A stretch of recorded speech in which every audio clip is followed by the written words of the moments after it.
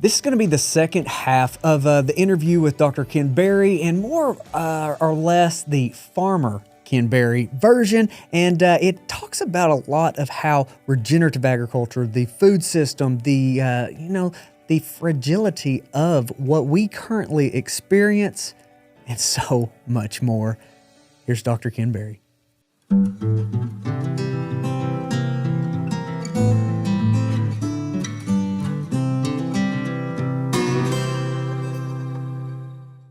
I want to shift gears a little bit because you have gotten into farming yourself, and I absolutely love your OB Farm channel and what you're doing. You had my buddy Will Harris on, and I Yes. just think that the food system is such a big, big deal. And so I own a farmer's market in Little Rock. That's my day job. I sell, tomatoes and meat on the side of the road. Yeah. And building out these nutrient dense food systems that are going to prevent, because I really feel like our best treatment for cancer is to prevent it. And if 100%. we can focus in on building out a resilient, localized food system, a lot of what we've talked about with the science comes to fruition. So why are you so passionate about the farming and the regenerative aspect, and throw in what Will's doing down at White Oak? Yeah, there's multiple reasons why I'm so in love with it. First of all, after a few years of talking about diet and nutrition, Nisha's grandfather went to heaven and she inherited this farm. And I said that happened at about the same time that I was really starting to think, I'm telling everybody what I believe to be the truth, but I'm not really living it because we're buying all our meat from Walmart and Kroger, Sam's, and Costco, right? That's not really, I don't know. It felt incongruous. I don't know. It just didn't feel right. And so I said, we should raise some livestock. And Nisha's like, 100%. Yes, get her done. Now she's a big hunter. She's a huntress. She likes to bring home the turkey and the venison, which is fine with me. But I like my meat a little more predictable. I like my meat to be in the pasture with a fence around it. And so I thought, well, and so her grandfather misfarmed. He didn't know better, but he monocropped and just grew the same stuff over and over and over. So there's maybe this much soil on the farm. And so I wanted to get cattle, but there's no way. The first time it rained, they'd be, this deep in the mud. So I thought, well, I'll start with sheep and I'll use them to build the soil, get some grass going, and it was mainly wooded. So I spend most of each and every day with my chainsaw, dragging brush and stacking, making brush piles, trying to turn it back into kind of a silvopasture type thing. And I've got about 20 acres done so far, and it's hard work. I don't have a gym membership. I just go to the woods with my chainsaw. That's my workout. So I'm getting my workout. I'm growing real food with and the sheep. There's no antibiotics. There's no steroids. They never eat grain. I don't have to trim their hooves. I don't have to dock their tails. They're hair sheep. They're not wool sheep. I don't have to shear them. They just eat grass and make meat. That's what they do, and make baby lambs for me. And so I rotate them. I'm doing rotational grazing in a silvopasture setup, and I'm hoping that this spring I'm going to have a flush of grass like we've never seen before. If not, I may cry because I've been working a lot this winter trying to get everything set up for that. But I feel like that it's part of my duty to not only teach the truth, but to live it. And so if I'm for sure going to feed my family and our friends' families with meat, right? And if it scales up to where it turns into a business, hot damn, that's fine. I'll be happy to be the Will Harris of Tennessee. That'd be fine. But if it doesn't scale up, I'm happy feeding my family and my friends a proper human diet that was raised on the land properly, that enjoyed its life, that had a happy day every day except for that last 1 minute of that one day, and then that was it, right? And so I want to be part of all solutions, not just the doctor solution and the nutrition solution, because I also want to really stimulate the local economy. Because I feel like getting into some politics here now, but I feel like that the big corporations and the supply chain and the just in time delivery, I feel like that's not very resilient at all. Just a few bad things happen in a few places, and the trucks stop running. But if you've got you on the side of the road in Arkansas selling meat and tomatoes, and you got me in Tennessee selling sheep and chicken eggs and quail eggs, and you got enough, and you got Will Harris over in Georgia selling everything. If you got enough guys like me and you and Will, then if the truck stopped running, it's going to suck. But people are not going to die because the truck stopped running. There's not going to be all out rebellion and civil war because the truck stopped running, because they can always come by your house and pick up some beef and some tomatoes, and come by my house and pick up some chicken eggs and quail eggs and sheep meat. And we can barter and trade and whatever we need to do. But our little economy, our little community is going to be fine if the truck stopped running. We won't be happy, because you won't be able to get your shit made out of plastic, right? But we're going to not starve to death. We're not going to be at each other's throats because we've got food. So that localization, that decentralization, is the exact opposite of the system that we have lived in. So Yep. I am in Arkansas, right? I'm in Walmart world in Tyson land, and so Yep. the corporations and the influence on them with even local legislation. We've got a major bottleneck here with meat processing, and it's eased up a little bit, but Dr. Berry, during COVID, I still had the farmers market back then, and the supply chain, even on a local level, was a nightmare based Yep. off of the backlog. So we ran out of meat at one point during COVID. And so why is that resiliency so important based off of sending all our money to corporations? Well, there's a wise old man that once said that if something can't continue forever, at some point it will stop. And I believe that the cargo ships carrying 8,000 containers full of crap from China, that the U.S. Navy continuing to police the oceans to make shipping like that safe, that you can see we're pulling back from that. Everybody's pulling away from that. You can see what's going on in the Red Sea right now, right? We're not going. We can't keep doing that. We can't be the world's police of the oceans. And so once a few of these big cargo ships get either hijacked or blown up, and the insurance quadruples on one of those ships, guess what? Prices for that kind of crap is going to go through the roof, or they'll just stop shipping it. Well, what are you going to do? Your Walmart, that's where 90% of the stuff from Walmart, it comes off a cargo ship. What are people going to do?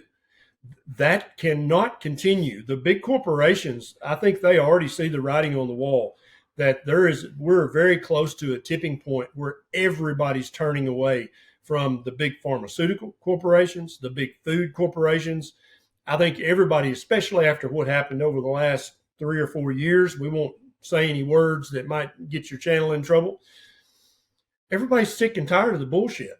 We're all sick and tired of it. And so I'm not for going back and living in a cave.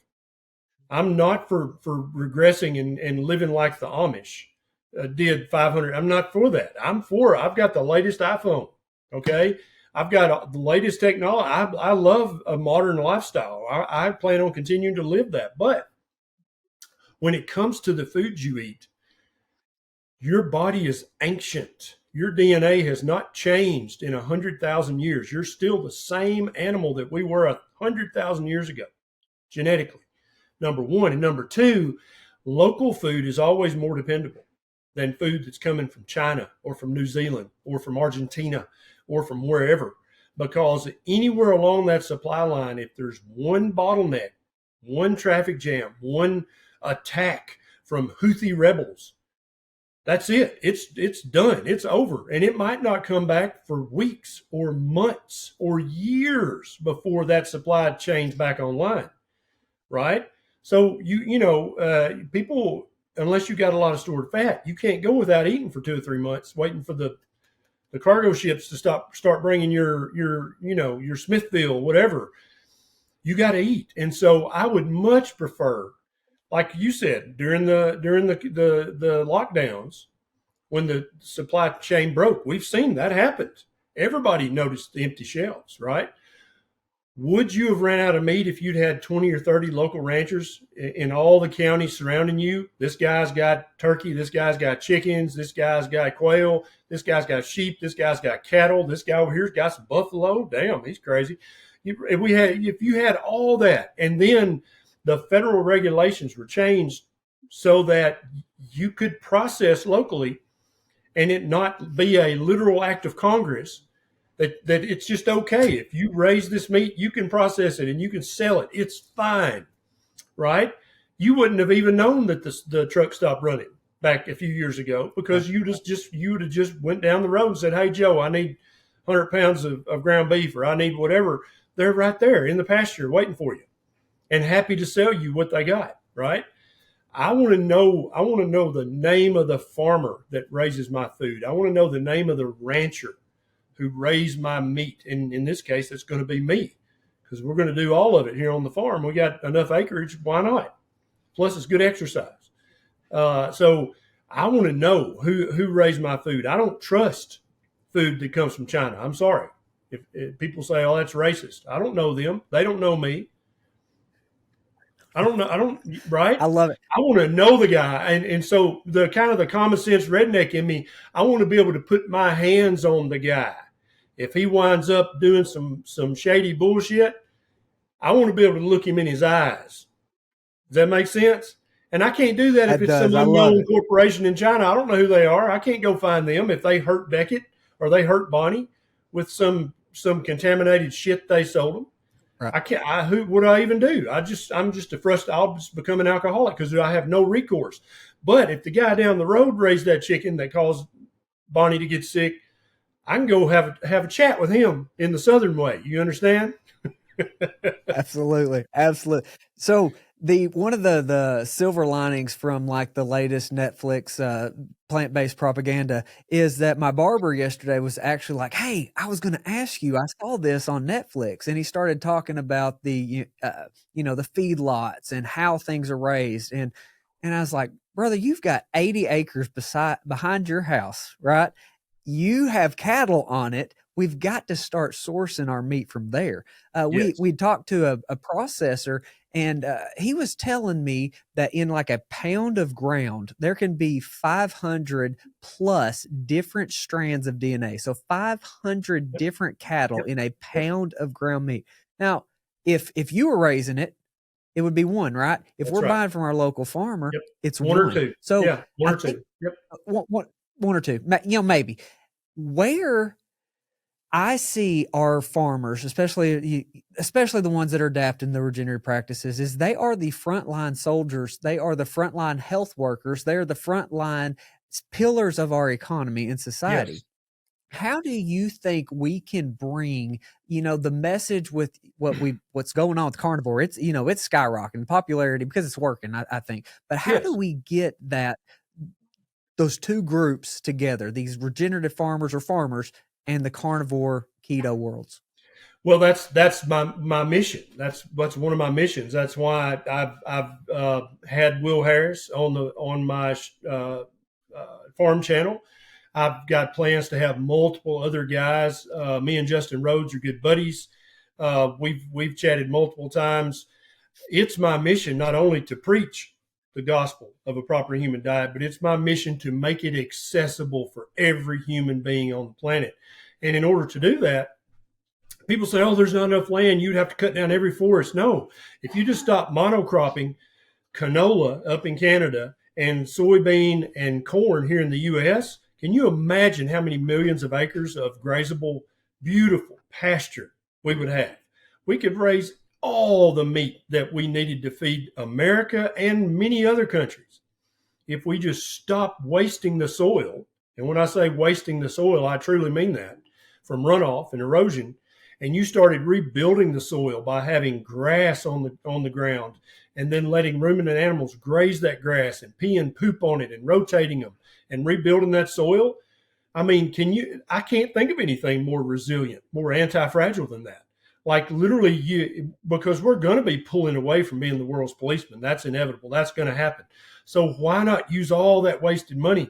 Let's rebuild the soil. Let's rejuvenate the soil. Let's bring back the hundreds of millions of head of cattle and sheep to mimic the hundreds of millions of buffalo that used to roam all over this country. The wild horses that used to roam on this country, the camels, all the ruminants that used to run around on the North American continent. Let's bring them all back in the form of sheep and cattle, and maybe a few bison too, because they're pretty cool to look at. Let's do that. Let's solidify our culture around a meat-centric diet, the diet that made us humans. Why not do that as a community, a small community, and then as a state, and then as a country? Why not say that's it? We're gonna reinvest everything in the ground. We're gonna turn all this worthless dirt back into soil. We're gonna turn all these fallow farms back into ranches where we rotate the cows and the sheep and we build soil. We're not wasting soil. We're not filling up the Mississippi Delta with runoff from all the farms. We're actually building soil again and keeping our rivers unmucked up by all the soil we're losing from improperly monocropping. Why not do that? How strong would we be as a nation if we just said, that's it, we're going to focus on building this, remaking this like it was when we first found it? Why not do that? That sounds important to me. That sounds like something that your great grandkids would be super proud of you if you were a part of the movement that did that. I love that, brother. That is prosperity. That is, sowing prosperity. That is, I love that. Again, it goes back to the prevent cancer for me, but all of this is so unbelievably tied together. Yes. And just it's so exciting to see so many people are waking up to it and coming together. You've named a couple that are really just pioneers in their own lanes and their fields, and it's beautiful to see it really coming together. So what's next for you? What I know that I think I heard you talk about, there's a new book that you're trying to work on or get coming out. What's next for you? So I've currently got 3 books out. Lies My Doctor Told Me. Then also, me and my buddy Zane Griggs, who lives in Franklin, Tennessee, we wrote a book called Kicking Ass Over 50, because we're both over 50. And we're not the fat, lazy guy that lays on the couch all day. And the premise of this book is you don't have to be that guy either. You're old enough now. You're getting close to 50 or after 50. You've got enough knowledge and wisdom and life experience. You ought to be kicking ass, not laying on the couch scratching your ass. So let's get you up and get you metabolically healthy. Let's get rid of the obesity and the type 2 diabetes and the hypertension and the erectile dysfunction. Let's get rid of all that. And let's let you be a real 50-something-year-old man and act like you should be acting. And then I wrote a book with my friend Kim Howerton called Common Sense Labs, because when you're eating a proper human diet, you tend to want to check your labs and see how things are looking. Many doctors out there, they have no idea what a fasting insulin is or a C-peptide. And so Kim and I wrote this book so that there's a list in the book of what labs to ask your doctor for. And also why you want to ask for those labs. So when the doctor says, well, I wouldn't even know what to do with that, you can say, well, dummy, here's what you do with that. This is why this is important. Also, if he says, well, your insurance won't pay for that, we've got the ICD-10 codes in there that'll get it paid for by your insurance company. So it's called Common Sense Labs. They're all 3 on Amazon. And then I'm working on a book called The Proper Human Diet, or In Search of a Proper Human Diet, something like that. It's going to be a monster of a book. It's driving me crazy, because there's so much information. I'm trying to, I literally, it could be 2,000 pages long, but obviously nobody wants a book 2,000 pages long. So I'm trying to get it down to a manageable size but still staying true to all the research, from all fields, not just modern nutrition. Right. But then also spending a ton of my time on the farm, because I think that that's important too. I think it's important that Beckett, as a young boy, he sees me out there doing the work that our ancestors have done since we've been on this planet, shepherding the animals, taking care of the land, improving the land. And again, there's tons of research in anthropology People think, oh, this wild fruit. No, that stuff's been crossbred, and that's been bred for thousands of years by humanity. In the deepest part of the forest, in the deepest part of the jungle, yeah, humans were there. They were picking the Swedish grapes, and they were crossbreeding that with the other sweet. Yeah, we've been doing that for thousands of years. We've been shepherding and farming this entire planet since we've been on it. But we got real lazy after what was called the Green Revolution, which really should have been called the artificial fertilizer revolution. When we learned how to make artificial fertilizer, then nobody cared about how you going to get this cow shit on the field anymore. It's just like, I'll just go to the co-op and buy this fertilizer. Boom, problem solved. But the problem is when you grow food like that, it doesn't have nearly the minerals in it that it used to have. It doesn't have nearly the vitamins, the polyphenols, the amino acids, the fatty acids. They're not in the food anymore. And that's why people are constantly hungry, especially if they're eating a high carb diet, because they're hungry for nutrition, and there's no nutrition in the highly processed high carb crap that the big food manufacturers sell you. So you eat that for a few decades, you're constantly hungry, so you're eating 3 times a day with snacks in between. That leads to metabolic disease, and then big pharma is happy to come along and help you with a handful of very expensive pharmaceuticals. See how that works? And in my country boy opinion, that model is unsustainable. That model is very close to breaking. And when it does break, which I think it will, I want all of my neighbors to be ready with chickens in the coop and quail in the hutch and meat in the pasture, right? And vegetables growing in the garden. I want everybody around me to have that, because then we're not going to worry about when that system breaks, because we're fine. We ain't going to starve. We may not have the latest iPhone, but we're not going to starve. And so there's so many people, once they start eating a proper human diet, they get on fire because it leads naturally to regenerative ranching and farming. But so many people don't have the finances. They don't have 40 acres. And they're like, dude, I can't even afford a half acre where I live. All you guys, you got to read a book by Greg Judy.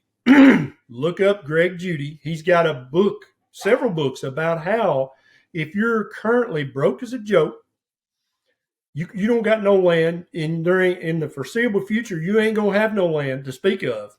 You can just drive down the road 10 miles in each direction, and I guarantee you'll find a 20-acre farm, 40-acre farm, 100-acre farm that's just sitting there. Nobody's doing anything with it. You go and you talk to that little old couple or whoever owns it and say, look, I want to be a farmer. I want to be a rancher. I don't got no land. I can't afford land, but I've got enough money. I could lease this from you for, unless you're trying to make a profit. I just want to put your farm to use. And then they can come to me, because this spring we're going to have lambs for sale. And they can come buy a little ram and a couple of ewes. And then that they've got that little lease farm, 10 acres, 20 acres. Guess what they got now? They got a sheep ranch, right? And when that kind of stuff, when people start thinking outside the box, like I'm going to have to save up for 20 years to buy a farm. No, you don't. Think outside the box. You can have a ranch without owning 1 square foot of land, but you got to use your head. You got to put your thinking cap on. You got to get up off the couch, quit scratching your butt. You got to put your thinking cap on and start figuring out how you're going to do this, because there's people who are hungry for grass-fed, grass-finished beef and sheep and goat, for that matter. People are hungry for quail eggs and duck eggs and goose eggs and chicken eggs. They want it. They want it to be locally raised. But it's going to take you getting off your butt saying, okay, yeah, I'm broke, but I can lease 5 acres. I can afford that. I can save up for that. I can save up enough money to buy 3 sheep from Dr. Berry. Boom, I got a sheep ranch. And then in a year or two, you do that right, you're going to be making money. You're going to be a successful rancher, and you get to charge more for grass-fed, grass-finished, no antibiotic, no hormone. Literally, they live a sheep life. They eat grass and make meat. You're going to make money on that. And so before long, like it used to be back in the old days, farmers and ranchers who do it right, they're going to wind up being the wealthiest guys in the county again. It's going to come back to that. When this false, fake system that we currently got starts to break down, the people who are acting right now, getting that land tied up, getting a lease on that land, buying some land, moving out of the city, and putting some animals in the pasture. Those are the guys, they're going to be set up and life's going to be nice for them. Plus, they're going to have the I best love food that. on the planet right there in the pasture. I don't mind having meat in the freezer, but I like storing my meat in the pasture. It's a lot fresher that way. It is. I love that. I love it. All right, I want to shift gears one more time. Um, on the way to the studio, I was listening to your interview with I'm drawing a blank, the Survival podcast. Jack Um, Spirko. that was there we go. It's so cool. And so I just started homeschooling my oldest two, so fourth and third grade this semester. And so it's Yep. definitely a learning experience. Why do you feel like, even from the anthropological aspect, it is so important for our kids to be experiencing life and what we do, whether it's farm or running a farmer's market, work, and having that homeschool aspect? Well, I think for a few decades in the past, we could trust schools to teach kids plus or más o menos the truth and common sense and rational thinking. But I think everybody who's paying any attention these days, they realize those days are over. You don't know, first of all, what they're teaching your kids at school, and I promise you, you probably don't want to know. Actually, you do. You really do want to know and need to know. And once you find out, you're going to do like Nisha and I. Beckett he's 4.5. He's already graduated kindergarten. He's in first grade now. Yeah, Nisha's mom is a school teacher.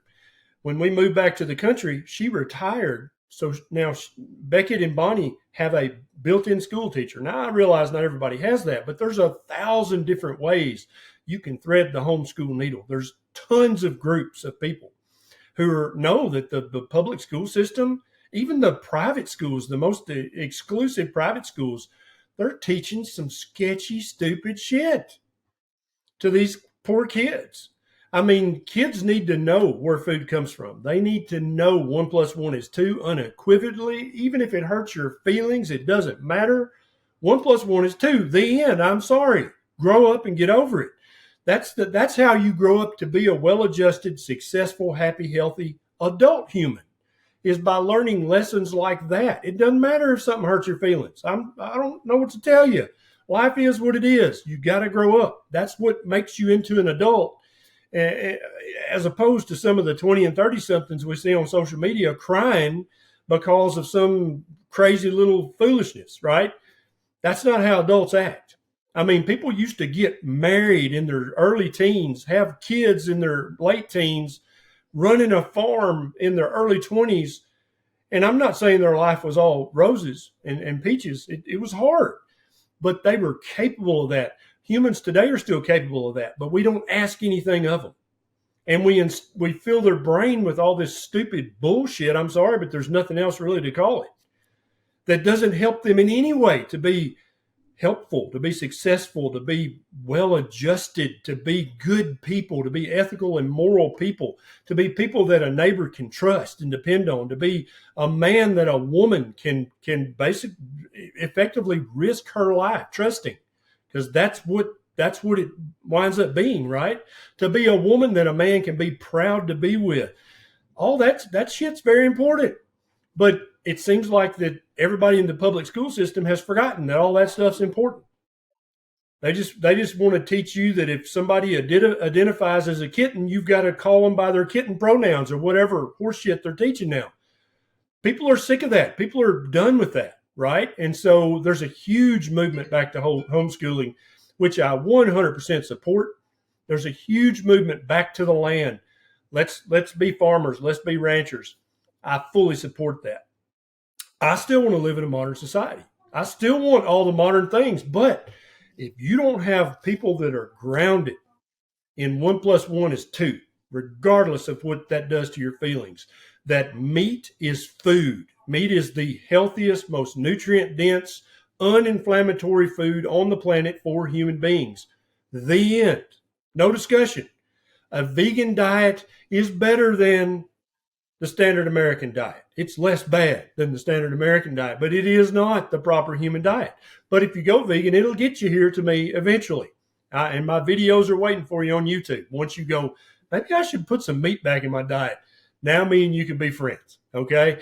So all these things that if you're watching the mainstream media, you're just sitting back going, what is wrong with this world? And it's because we've gotten away from all these basic truths, these maxims that have served humanity for millennia. And now all of a sudden they're trying to say, oh, you can be whatever you want. You can think whatever you want. You can feel however you want. And people they have to change their life to be okay with your feelings. It's like, no, come on. That's not how the real world works. And so obviously that's one of the many reasons why I believe this thing that we got going on in the world, it's going to break at some point. It's going to stop working because it makes no sense. And things that cannot go on forever stop. And that's going to happen at some point. Who knows when, but when it does stop, I'm going to have meat in the pasture and vegetables in the garden. And so are all my neighbors. And we're going to be taking care of each other. We know each other on a first name basis. We've got a homeschool group here in our tiny community. And so all the kids can get together and go on field trips, the homeschool kids, so that you don't have to, they're going to be socially isolated. They'll grow up being weird. That's bullshit. You take your kids to church every Sunday and take your kids and let them hang out with the other homeschool kids. Boom, social isolation solved. There you go. They're completely socialized. In fact, that's how humans have been socializing their children for, thousands of years now. So it's not a new concept. So let's just go back to the old ways when it comes to the food you put in your mouth. And let's go back to the old ways when it comes to how you treat your neighbor and how you treat your land. That's going to solve a ton of problems. And then other than that, we can be as modern as we want to be, but you've got to eat a proper human diet and you got to live a proper human life if you want to be 56 years old and running around like a 20-year-old with a brain like a 17-year-old. If you want that, you can't be laying on the couch eating Cheetos and drinking Pepsi. Thank you. Thank you for all you do. Thank you for taking the time to visit with me. You and Schindler come to Arkansas. Let me know. We'll find some hogs. Yes. Go up there and visit with Robert. But seriously, thank you for everything you do. You're definitely somebody that I rely on to bounce things off of and stay kind of grounded and focused. So have a wonderful day, my friend, and thank you. Yes, thank you very much. Thank you for joining us on Sowing Prosperity. Be sure to follow along across the social media platforms, including YouTube, and be sure to go to sowingprosperity.com.